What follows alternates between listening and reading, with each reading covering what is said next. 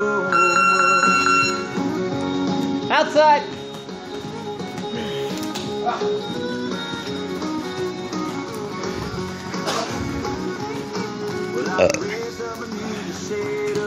Walk. Walk. As you're walking, take a couple of those big long penetration steps.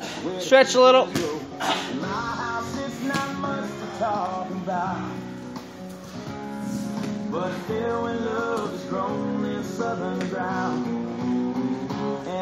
Look at Lisa, like she knows what she's doing even. I said look at Lisa, like she knows what she's doing even. Your penetration step looks good now. Yours does. Can't say the same for Kim because she skips practice all the time.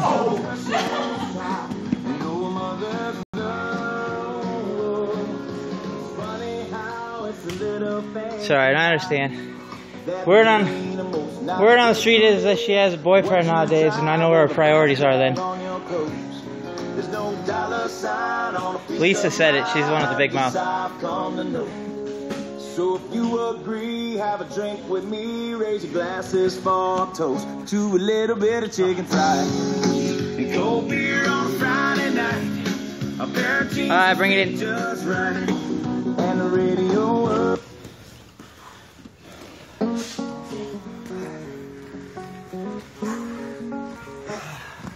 Any questions? You guys like that stuff tonight? Yes, sir.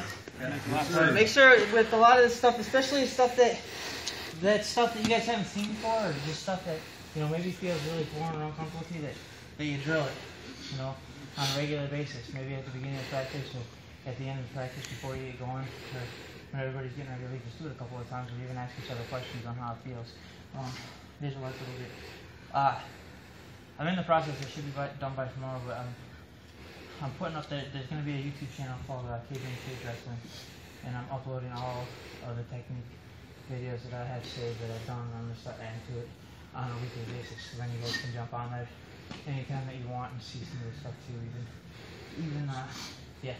I heard a question. I heard it through the grapevine that you were leaving. You weren't going to be teaching this class. I just, this is my second class. I'm really starting to enjoy this joint. I don't want you to go nowhere and feel awkward.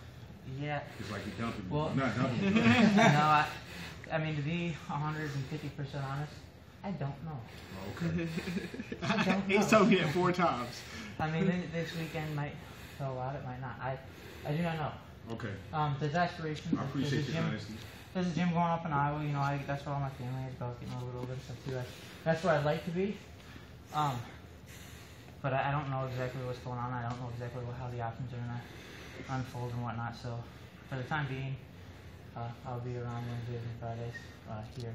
But there's a big facility going up in Waverly, Iowa that I'd really like to be a part of and would really like to help get that going. But I don't know. Well, I appreciate your honesty. With your first girlfriend. As soon as I know, then yeah. Well, as soon as I know. This is for me first time. Well, as soon as I know, you guys will know. That's what's up. I mean, it's been like 3 months ago now. I told you guys that and it hasn't changed yet. But it's still pretty much the same. That tonight was more technique based. We got some good live goes afterwards. Friday night, if you guys can come or if you want to come, at Revolution in Woodland Springs is going to be more of a grind style, like a college season wrestling practice type format, where I'm not going to do a whole lot of teaching. It's going to be review, but it's going to be constant motion. I'm going to be putting guys through what I call drill blocks and some AD drill, and basically some stuff to really help that, what I was talking about when we were clearing the body locks. Staying in the guy's face, getting used to as soon as, they clear contact, you're back in, or going from one thing to the next and getting that grind, so that the only time you feel it isn't just when you're going live. Show you a couple of different ways to drill it and implement it too. And actually, like the AB drill and the drill blocks that we're going to be doing were some of my biggest assets. Once I got to college, and even now, like getting out of people's range to strike and throw kicks and stuff at me, because I feel really uncomfortable there. So when I don't have to think, I can just react and go from one setup to the next, or from one way to get my hands on somebody to the next without having to think, without having to stop. That really helps me out.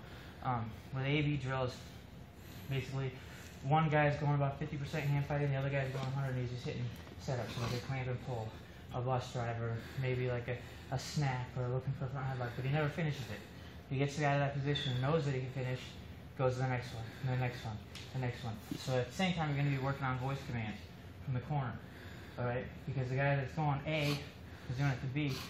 When I yell hit it, you just automatically, without thinking, wherever you're at, you take the shot that you had, because you were setting it up in the process. So instead of me saying hit it, and then it's like, oh, I don't know what setup I'm going to hit, and then think about it, hit it, drive, finish. It's hit, drive, finish right away. Wherever you're at, you just get used to that voice command. You know, and I explained it last Friday that in the cage it's important, just like on the wrestling mat, because he can hear me too, just like you can hear his coach. You know, so if you're hearing the coach say, you know, the overhand right's there, and he waits 5 seconds to throw it, you're blocking it, or you're ready for it. You know, or if it's, you know, shoot a double or get a body lock, throw a kick. You know, you got to get used to that snap command. That's one of Cody Wilson's biggest assets. Is if, you know, I don't know how well people can hear all the time ever, but when I'm sitting next to Jimmy and I can hear him and I see Cody immediately throw the things, they almost work every single time. It's almost like Jimmy's playing a video game. I mean, to some extent, but it comes with repetition. It comes with getting used to the voice commands, but it also comes with trust. You know, Cody's got 10, 12 fights on Jimmy. They've been together for a long time, so the trust is there. Like he's proved himself correct enough times that when he says he does it, he doesn't think about it. You know? But I've only had one time where I've actually had a wrestling coach in my corner, and that was Tanner last fight. And he was like, "Get your weight down." When the guy was taking my back, and he'd be yelling, "Get your weight down," and or he'd be saying something. And I couldn't understand what I didn't understand what he meant. Exactly, terminology is a big thing. You know, like now you spent enough time with me that if I say the brown eye's got to move, you know what I'm talking about. If I say elbow between the bodies, you know what I'm talking about. But it's the same way, you know. And as you travel and stuff, it's like that, you know. Like the guys that have aspirations ever of going on and being in bigger gyms or fighting professional and in bigger, you know, venues and things like that. When you move to New Mexico, when you move to California, when you move to freaking Canada, the terminology is different, you know. And it's that way in wrestling, just like in fighting, you know, where what I call a high crotch here, somebody else might call a head outside single somewhere else or something like that, and you got to get used to it and build that trust. But that's, you know, I'm a big believer in maintaining those relationships and build it off of them, you know, instead of, I hate gym hoppers, I guess is basically what I'm saying, where it's like, well, last fight didn't go very well, it's got to be their fault, I'm going to go over here for a month, and then that one didn't go very well, I'm going to go over here for a month. It's going to be the same everywhere, that transitioning and that believing in the guys in the corner, and then, you know, fine-tuning everything has a lot to do with that. But Friday night's practice is going to be a grind practice. So if you guys are interested, I know somebody tell Ricky and some of those guys that they need to be there. I know Justin's going to be there, but guys that are preparing for fights or competitions, I know there's a Naga coming up here too at the Great Wolf Lodge, which is a good one. I think I'm going. Well, they got the water park then too, so you get free water park tickets with the grappling tournament, and the water park is free and sweet. That's all I'm gonna say. Jimmy, Sarah, and Tanner are actually doing the technique sessions and stuff beforehand too. So, but any questions? Anything? I'm gonna post a link to the live stream and stuff after I get on the road here. So if you guys want to watch yourselves and the live run and drill and see what you look like, I would encourage it. You know, like one of the biggest things that we miss here sometimes is filming, being able to see yourself execute something, because what you think you look like and what I see, or what I think I look like and then what I watch, are two completely different things.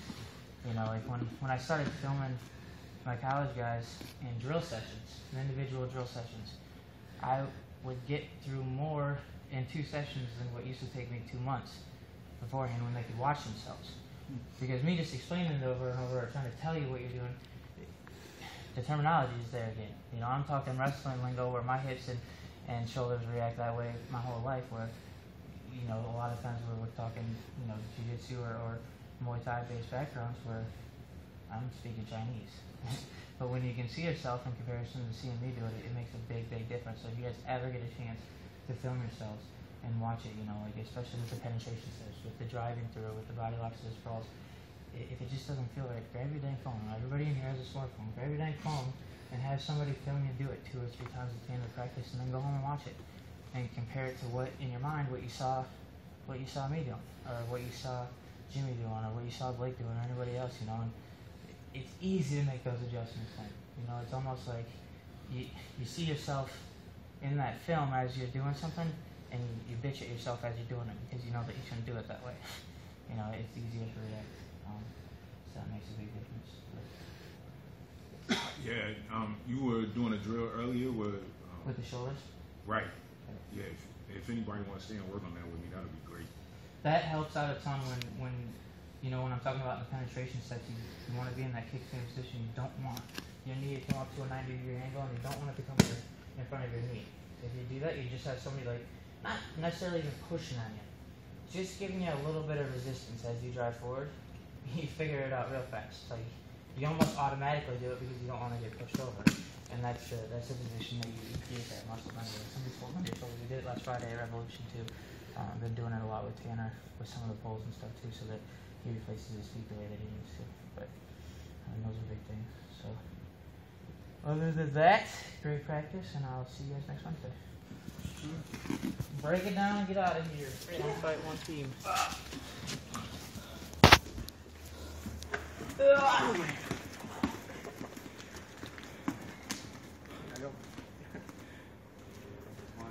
One team, one fight. That's all.